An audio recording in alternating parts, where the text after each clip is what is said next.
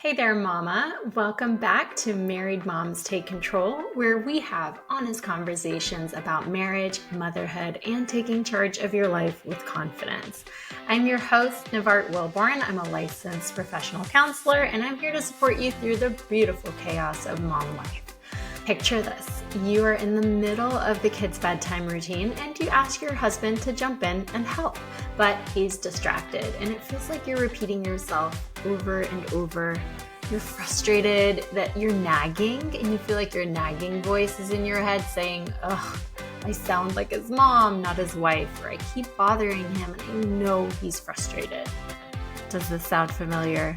We have all been there. It's something that happens to all of us, and we feel like a broken record when we just need help and we just need a partner or we're just trying to communicate. So today we're diving into empathy and validation and how to communicate your needs with your husband without feeling like you're nagging so that you and your husband can connect as a team. I'm sharing 5 practical ways to make your requests feel heard, to reduce the guilt that you feel for, quote, asking for help, and to build a stronger marriage with your husband.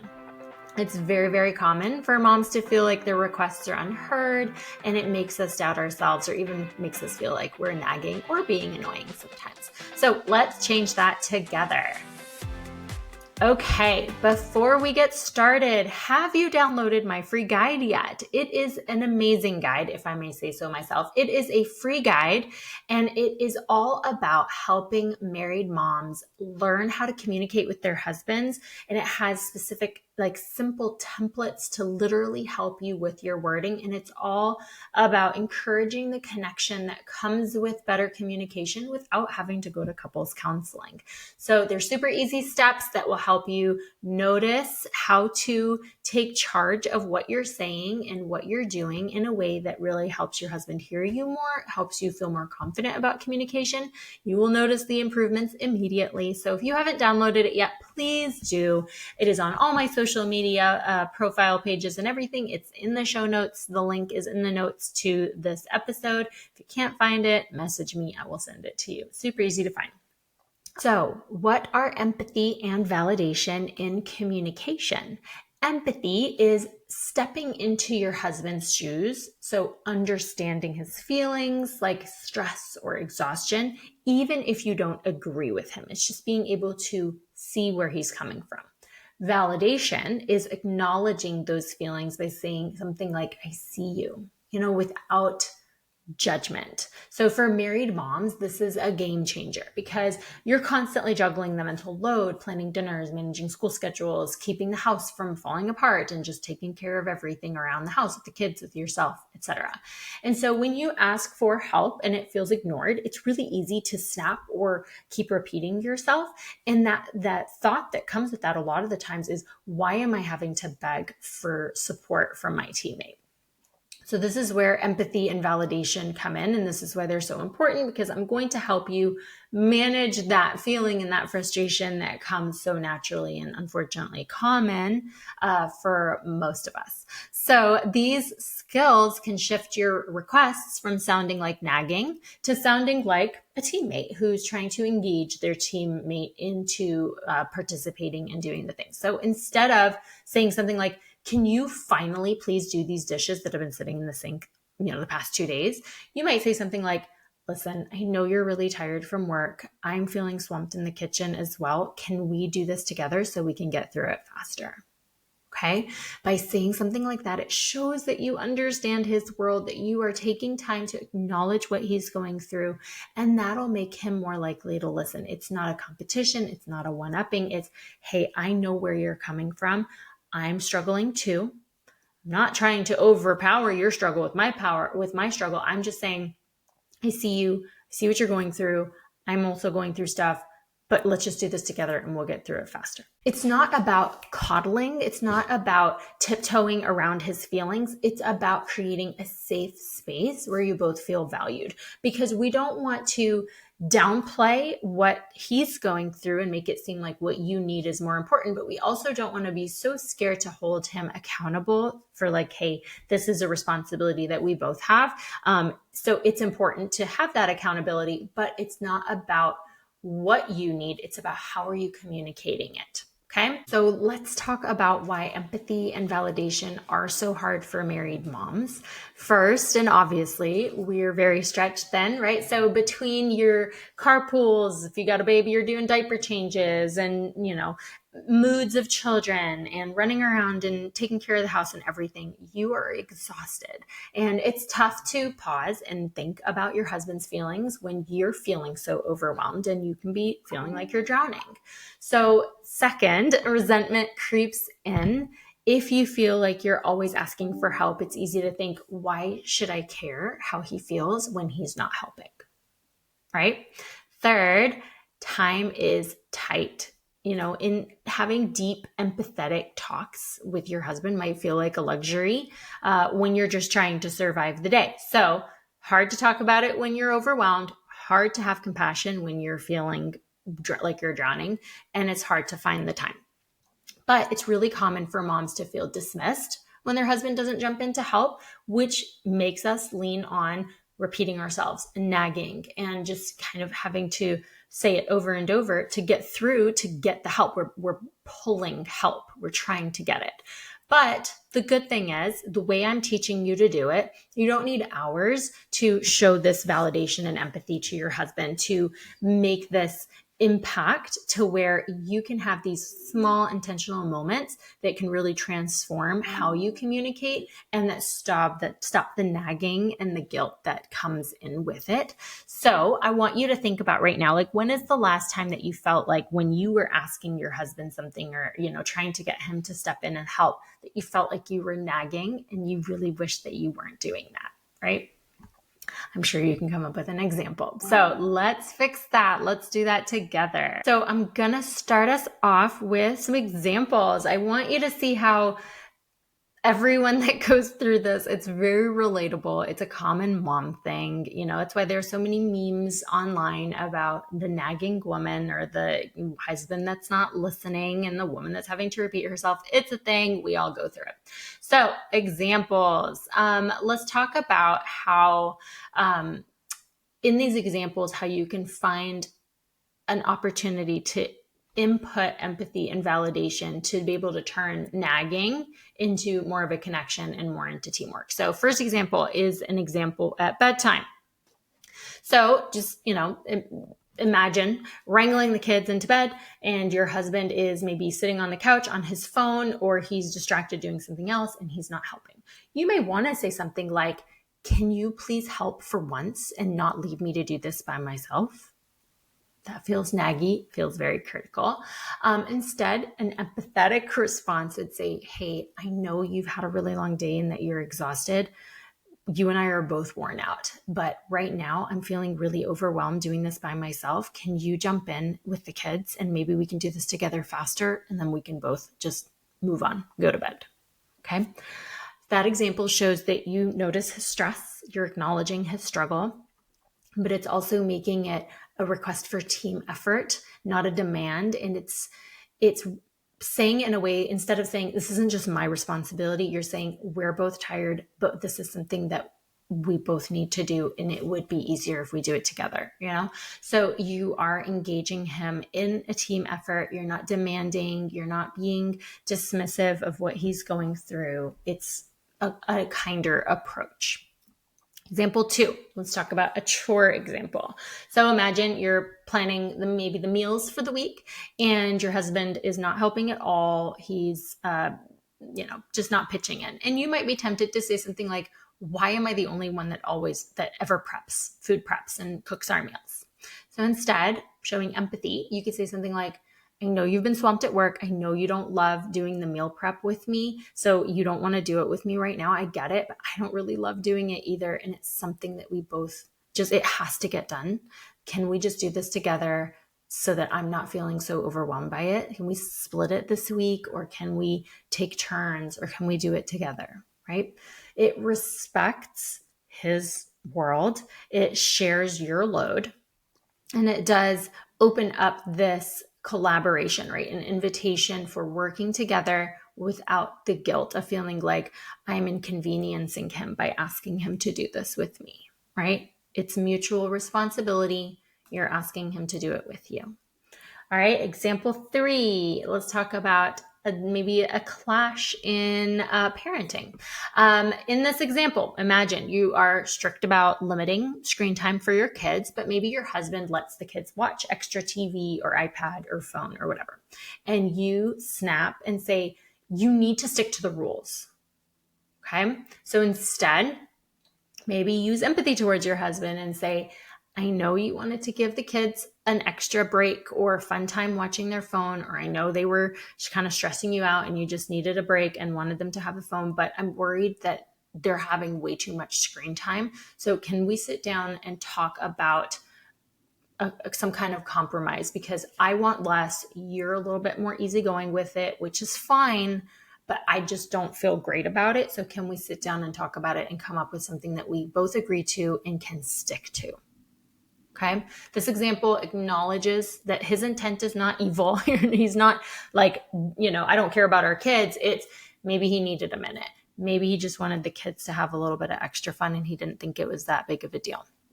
So it acknowledges his intent, it expresses your concern, and it opens up an opportunity to have a real conversation, not a lecture. Not, this is what I want and you need to do what I'm telling you to do, but more of, can we sit down and talk about this together?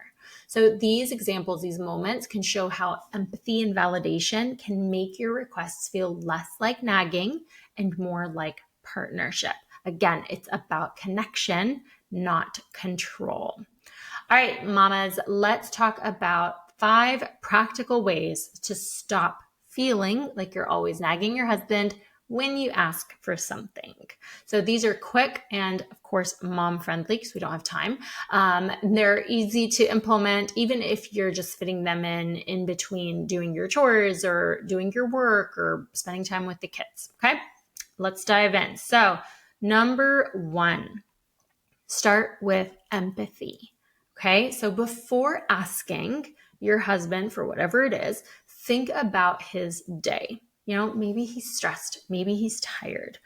So maybe start with something like, I know work was stressful today, or I bet work was intense today. Okay, what that does is it shows that you're on his side. You care about him. Then make your request. I'm really swamped with bedtime. Can you jump in and help me? So that softens the ask. It cuts the naggy vibe. There's no attitude. There's no tension in the voice or in the mood. And it's showing him that this is something that you are asking your friend, your teammate, your husband for support with. You're not talking down to him. You're not criticizing him. You're validating, hey, I know you had a really tough day at work today, but I'm feeling overwhelmed right now with the kids. Can you jump in and help me? It's very hard to have a soft tone when you are overwhelmed, which is why the biggest tip that I can give you is your mom pro tip, right? I need you to practice this in your head. Okay. When you're driving, when you're in the shower, when you're walking, whatever, making a cup of coffee, you need to replay. It's like if you were going to have a hard conversation with your boss or, have to talk to the teacher at school and you're a little nervous and you kind of play out what you want to say, like rehearse it.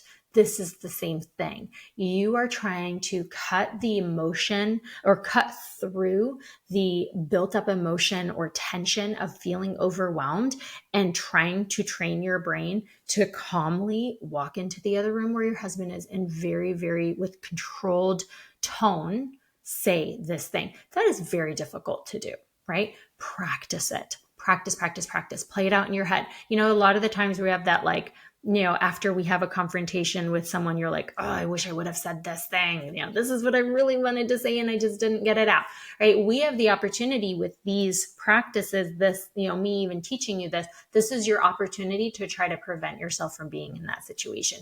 The more you practice ahead, here's what I want to sound like. Here's how I want my voice to be. Here's how I want my tone to be. Here's what I want my face to look like. Then you can intentionally rehearse that in your head. And the more you rehearse it, you create a new pathway in your brain to help you start to be that person that talks that way. So then when you're in a situation that is a little stressful or overwhelming, you're like, ooh, I practiced this. Let me go ahead and just whip out the rehearsed thing that I've had in my mind. And you can even rehearse this by writing down, right? So Dog is stuck on my headphones. Hold on. So that is the tip, is practice, practice, practice. Okay. So that step number one, or tip number one, was start with empathy.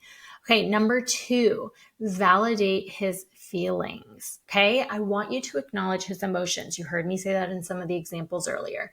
Even if you don't agree, I want you to acknowledge his emotions. This isn't about you. It's not about you agreeing. It's not about you caving in. It's about you looking at this person, knowing your audience, and say to yourself, he needs to hear this for him to be open-minded. Okay. So if I acknowledge his emotions, like by saying something like, I know you're overwhelmed too. I know you have a lot on your plate too. I know you're juggling a lot too. That is acknowledging his emotions. And then you can share your need by saying something like, I'm really stressed by planning these dinners alone. Can we work together? So that shows respect. It makes him more open to helping. And it's asking help in a way that is not condescending. It's not, you're not shooting him down like, you don't help me. You're not doing anything important. And I'm over here slaving away, right? Like there's no insult. There's no criticism. It's, I'm acknowledging that you don't, because let's be honest, do you want to be prepping meals? No, you don't want to be on your feet doing this task and this chore that you don't enjoy. So it's not fair to assume that he should just enjoy doing it too, or that he should want to do it too. Acknowledge he doesn't want to do it either, but that this is something that you are drowning in, and that it would be a lot more helpful if you could both do it together, because you're both exhausted. You're both tired, and neither one of you really wants to do this. Okay. And so your pro tip here is try doing this during a calm moment, right? You don't have to be in the struggle, in the drowning situation to bring this up. You may wait till breakfast when you're sitting there, or when you're driving somewhere together, where you say, hey, I would really appreciate if at the end of a day when we're both exhausted, if we can help each other more, if we could be a better team together. Because I know at the end of the day, when we're putting the kids to bed, you don't want to do it. To be honest, I don't want to do it. We're both exhausted, but I feel like I'm doing it by myself a lot of the times, and it makes me feel bad. Can we work on doing this together starting tonight? Okay. So picking a calm moment to try to have this conversation, set the positive tone, be teams. Okay. Number 3, use we language. Okay. Frame your requests as teamwork with using the word we instead of you. So for example, instead of saying, can you do the dishes? Say, I'm wiped out. Can we tackle it together? Can we tackle the kitchen together? Can we work on the dishes together? Okay. You might need to start with that and then get to a point where you say, hey, I'm gonna, let's split tasks. How about I do this and you do this, right? It's still including me, but we starting with that, especially if you're trying to do something that you're like, it's a new habit. You're trying to engage your husband in doing something that he doesn't typically do around the house. It's good to start with, let's do it together. And then as you build the routine of we're doing it together, it can be like, hey, I'm going to go do this. Can you do this? It's not like I'm going to go sit myself on the couch while you clean, right? And then eventually maybe you'll get to where that is his task and you can be doing something else. You can be sitting on the couch, whatever. It's his task. But to engage him, it's really helpful to say, can we do this together? It feels more collaborative. It's not naggy. And your tip here is really just to make a conscious effort to use the word we. And this kind of goes with the I statements like I feel, blah, blah, blah. But initially, like I said, try to implement things to do together to get him engaged, get him involved, and then you can back off a little bit more. All right. Number 4, be clear and kind. State your need directly without sarcasm and without hints, hoping that he'll read your mind and fill in the blanks, right? So instead of something like the trash is overflowing again, that's not very clear. Okay, that's an observation. Maybe say something like, I'm feeling really overwhelmed. Can we take turns with the trash? Or, hey, the trash is overflowing. While I put the kids to bed, can you grab that, please? Okay. So it's not like I want to sit here, you should be doing the trash. It's I'm doing this. Can you do this? Or, hey, I feel like I've been doing the trash every day this week. Can you split that task with me and take the trash out tonight and I'll do it tomorrow, right? Inviting collaboration.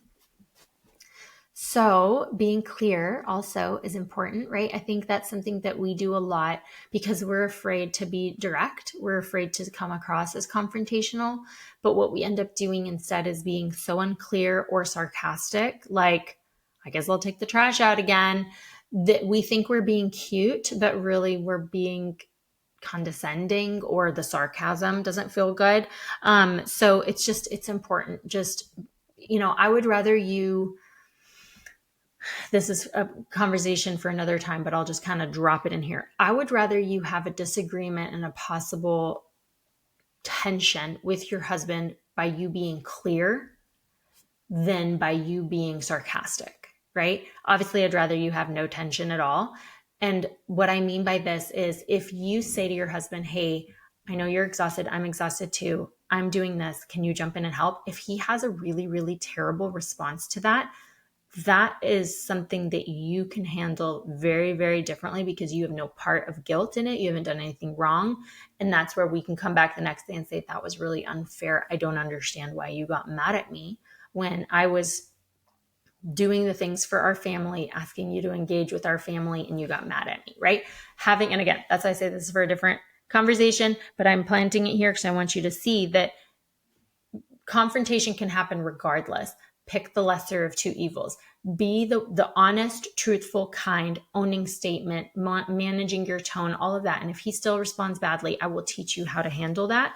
Versus if you're sarcastic, if you're rude, if you're condescending, if you're being a snot and he's being a snot, and then he gets mad because you were being sarcastic. Well, now you have a negative role to play. It's much harder to walk that back. It's much harder to tuck your tail and be like, well, okay, well, it wasn't actually fully his fault. I was kind of sarcastic and I kind of came at him like that.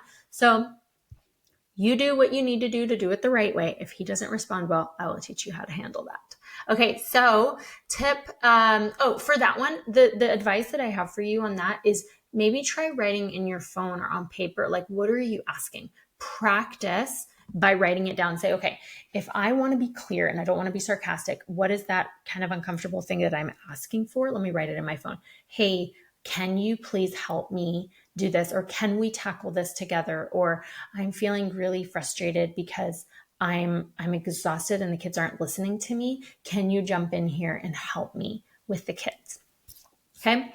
So 5, thank and reinforce your husband. So after he helps, say, thanks for jumping in with bedtime. It really lightened my load. Or thank you so much for grabbing the trash. I really appreciate that I didn't have to do it. Right.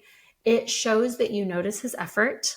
It encourages more teamwork, right? It reinforces, hey, that was really good. Hopefully he'll do it again, right? And it reduces future nagging, right? So if you said something like, I don't understand why I had to ask you to do that. Okay, well, that's not reinforcing. That's you just wanting to feel better about yourself. But even if you're like, I'm really frustrated that I had to ask him to jump in, I wish he would have done it himself. We're ignoring that right now. That's not our focus right now. Right now, our focus is, did you communicate it well when you asked? Excellent. High five. Did you validate it after he did it? Yes. Excellent. High five. So what you just did is you checked the boxes for positive communication and self-control. And the more you do this, he will become trained essentially to hear you differently, to stop tuning you out, and to stop being so defensive when you're asking for help. And then what that'll do is it'll also build positive habits and routines moving forward. And then everyone is working together in a better way. Okay. So in addition, the extra kind of tip I'd have for this is not just saying thank you, but maybe send a quick text. Maybe the next morning say, hey, I really appreciate that you helped me with bedtime last night. It made it so much easier for me. Thank you. Right? Even if you're swamped, even if the next day is already exhausting and overwhelming, make an effort. Okay. I could be having a very different version of this conversation with your husband. He's not the one in this conversation. These are for you. This is to help you be in control of how you speak, be confident in your relationship and the way that you communicate, and to create connection with your husband. So no matter how you feel, your goal is to try to stick to these steps, because together these steps do lead to improvement. I guarantee it. Okay. If you just do one, if you're rude to him and sarcastic and the next day you send him a thank you, it's not going to have any impact at all. At all. It might actually have the opposite, where he's just going to feel more resentful. These things only work when you're doing them together, right? And they're only 5 steps. Everything I try to teach you is 4 steps, 5 steps, 6 steps. Like, they're not a lot. And these are things that you can do literally in seconds or moments. These aren't big things. Practicing it in your head, that's easy. It's repetition, but it's not difficult. It's just intention. You have to be intentional. Okay. So there you go. I'm going to wrap us up. These are the 5 ways to stop feeling like you're nagging your husband and to start feeling like a team. So let's recap them real quick. Start with empathy. Number 1. Number 2, validate his feelings. Number 3, use we language. Number 4, be clear and kind. Number 5, thank him to reinforce teamwork.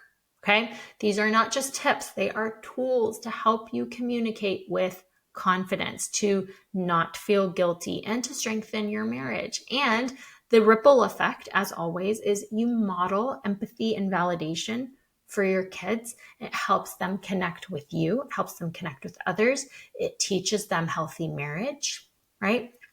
It's your legacy with your kids.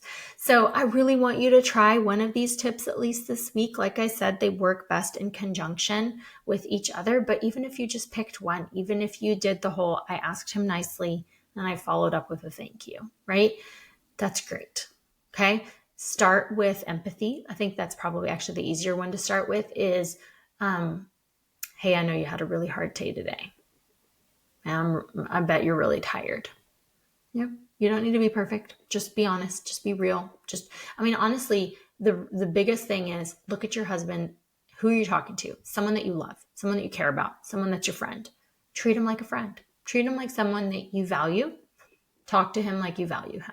Okay? Next episode, we're going to wrap up this communication topic. We're going to talk about how to set boundaries respectfully in your marriage. And I know a lot of the times we think of boundaries as these things that we need in toxic or unhealthy relationships. That's not the case. That is a thing. But even in very healthy relationships, we do need boundaries. We need limits. So I will be teaching you how to do that and how it contributes to having positive communication, not having as many fights, things like that. It's going to be a good one. So again, if you haven't already, please download my free guide and I will see you next week. All right. Bye, ladies.